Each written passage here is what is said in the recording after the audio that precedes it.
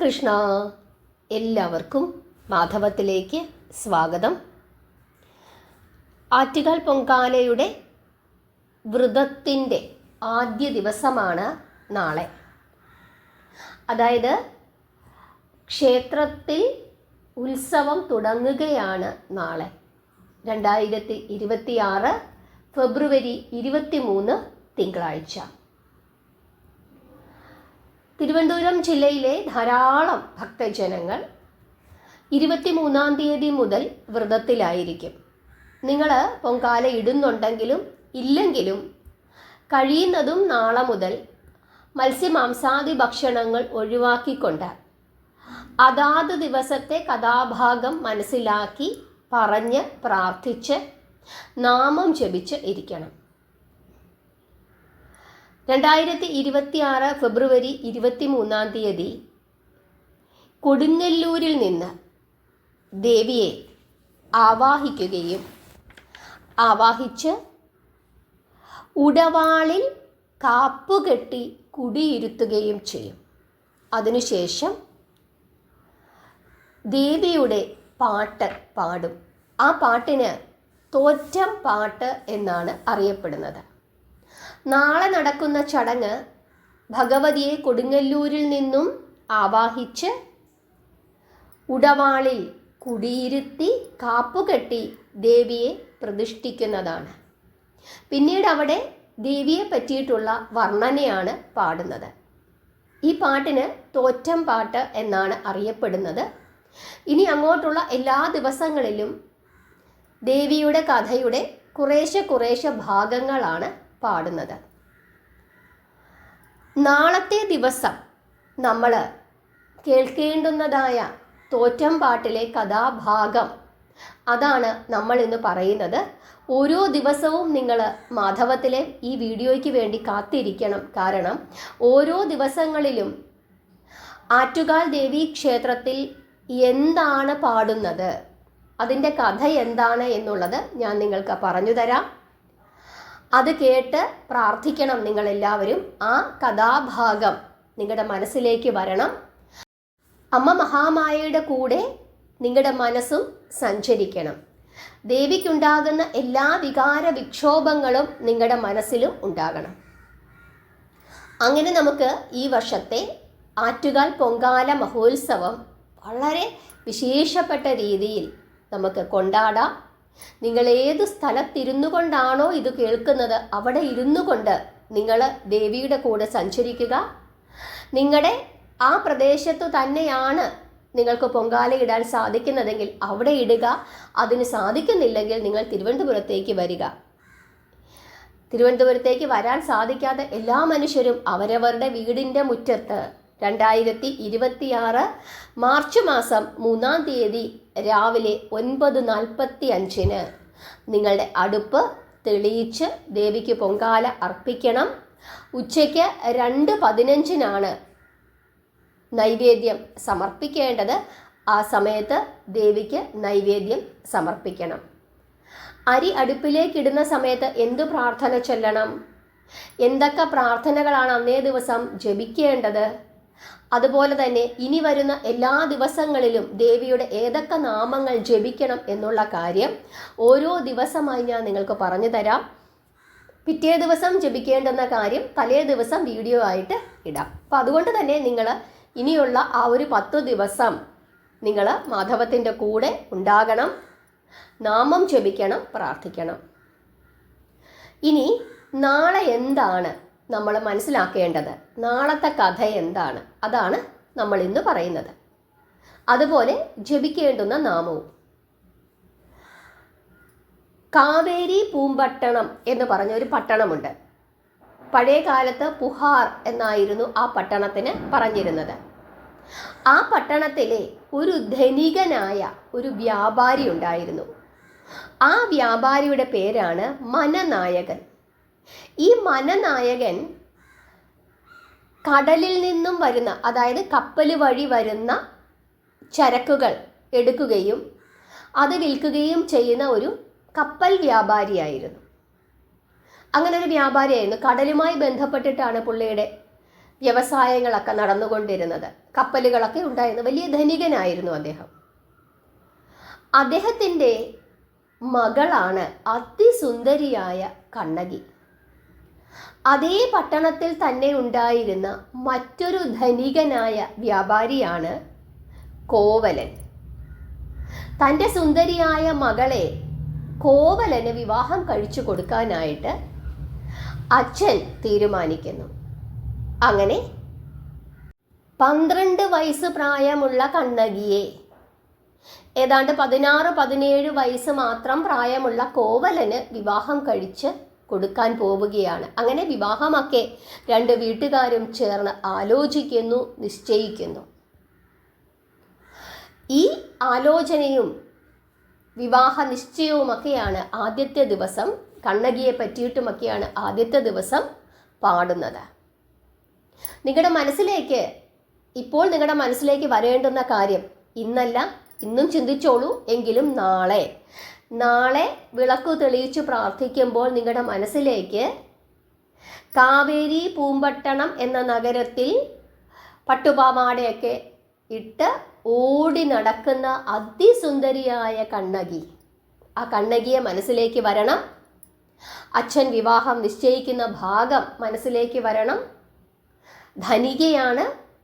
ആ സമയത്ത് ധനികനായ മറ്റൊരു വ്യാപാരിയായ കോവലൻ കണ്ണകിയെ കാണാനായിട്ട് വരുന്നു, ഇഷ്ടപ്പെടുന്നു, ആ വിവാഹം നിശ്ചയിക്കുന്നു. ഈ ഒരു രംഗം നിങ്ങളുടെ മനസ്സിലേക്ക് ആവർത്തിച്ച് വരണം. കണ്ണകിയുടെയും കോവലൻ്റെയും മനസ്സിൻ്റെ സന്തോഷം അത് നിങ്ങളിലേക്കും പകരണം.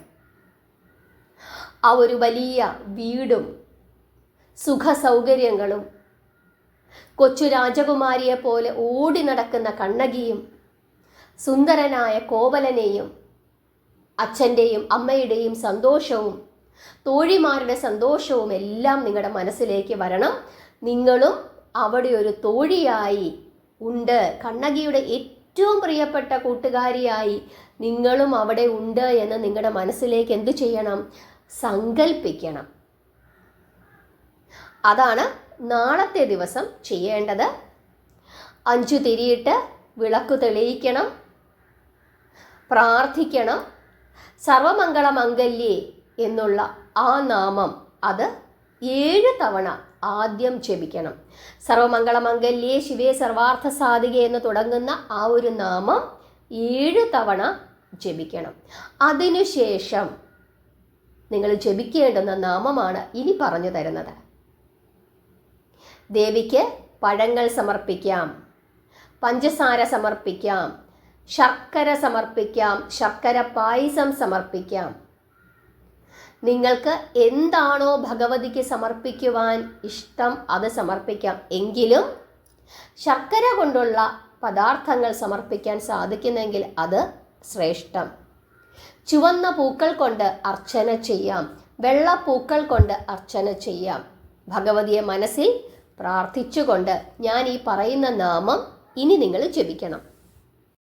സർവമംഗളമംഗല്യെ 7 തവണ ജപിച്ചു നമസ്കരിച്ചതിന് ശേഷം ഓം ആറ്റുകാലംബികായൈ നമ, ഓം ദേവ്യൈ നമ, ഓം ദേവാസുര നമസ്കൃതായൈ നമ, ഓം ദിവ്യകാരുണ്യ പീയൂഷവർഷിണ്യൈ നമ, ഓം ദേവതാ അധിപായൈ നമ, ഓം ദേവാധി ദേവദയിതായൈ നമ, ഓം ദേവാലയ നിവാസിന്യൈ നമ, ഓം ദേഹേശ്വര്യൈ നമ, ഓം ദേശകാലരഹിതായൈ നമ.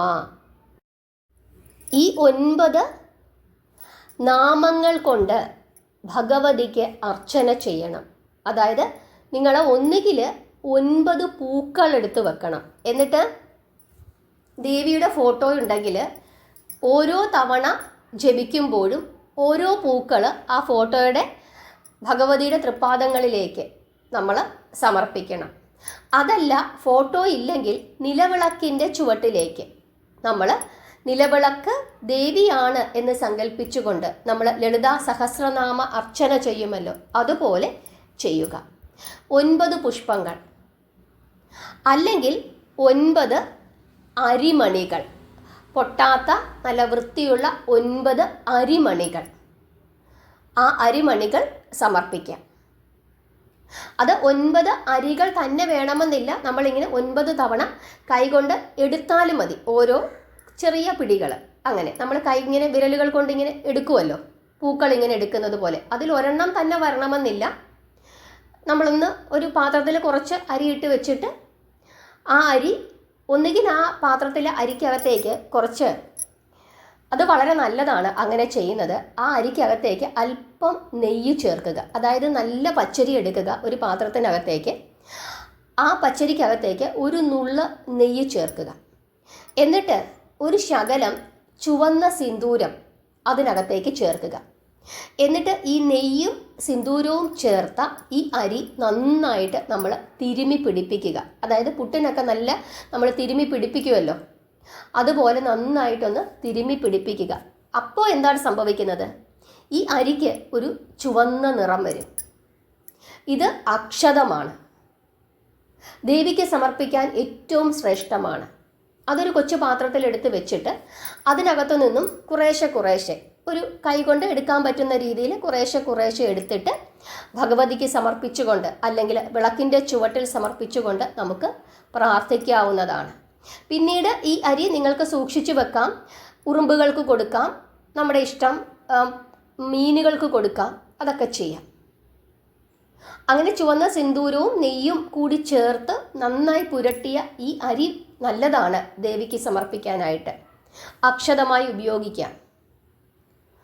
അതാണ് ചെയ്യേണ്ടത്. അല്ലെങ്കിൽ പൂക്കൾ ഇങ്ങനെ സമർപ്പിച്ചിട്ട് ഈ 9 നാമങ്ങൾ നിങ്ങൾ നാളത്തെ ദിവസം ജപിക്കണം. ഓരോ ദിവസവും ജപിക്കേണ്ടുന്ന നാമം ഞാൻ നിങ്ങൾക്ക് പറഞ്ഞു തരാം. വളരെ വളരെ ശ്രേഷ്ഠമാണ്. ഇത് നിങ്ങൾക്ക് ഒരു തവണ ജപിക്കാം. ഇതുപോലെ 9 നാമങ്ങൾ വീണ്ടും വേണമെങ്കിൽ ഒരു തവണ കൂടി ജപിക്കാം. അങ്ങനെ എത്ര തവണ വേണമെങ്കിലും നിങ്ങൾക്ക് ജപിക്കാവുന്നതാണ്. കഴിയുന്നതും 9ൻ്റെ ഗുണിതങ്ങളായിട്ട് ജപിക്കാൻ സാധിക്കുന്നെങ്കിൽ അത് വളരെ ശ്രേഷ്ഠമാണ്. 108 തവണ ജപിക്കാം, നമ്മുടെ ഇഷ്ടം. ഇതാണ് നാളത്തെ ദിവസം ശ്രദ്ധിക്കാനുള്ളത്. നാളത്തെ ദിവസം നിങ്ങൾ ഭഗവതിയുടെ ആ കുഞ്ഞു ഭഗവതിയുടെ കൂടെ യാത്ര ചെയ്യുക, ദേവിയുടെ സന്തോഷത്തിൽ പങ്കെടുക്കുക. ദേവിയുടെ വിവാഹം നിശ്ചയിച്ചിരിക്കുന്നു. ആ സമയത്ത് ദേവിക്കുണ്ടാകുന്ന ആ ഒരു സന്തോഷം, കോവലൻ്റെ സന്തോഷം, വീട്ടുകാരുടെ സന്തോഷം, കൂട്ടുകാരുടെ സന്തോഷം, ആ നാടിൻ്റെ സന്തോഷം, ആ സന്തോഷത്തിൽ നിങ്ങൾ പങ്കെടുക്കുക. നിങ്ങളും അവിടെ ഉണ്ടായിരുന്നു.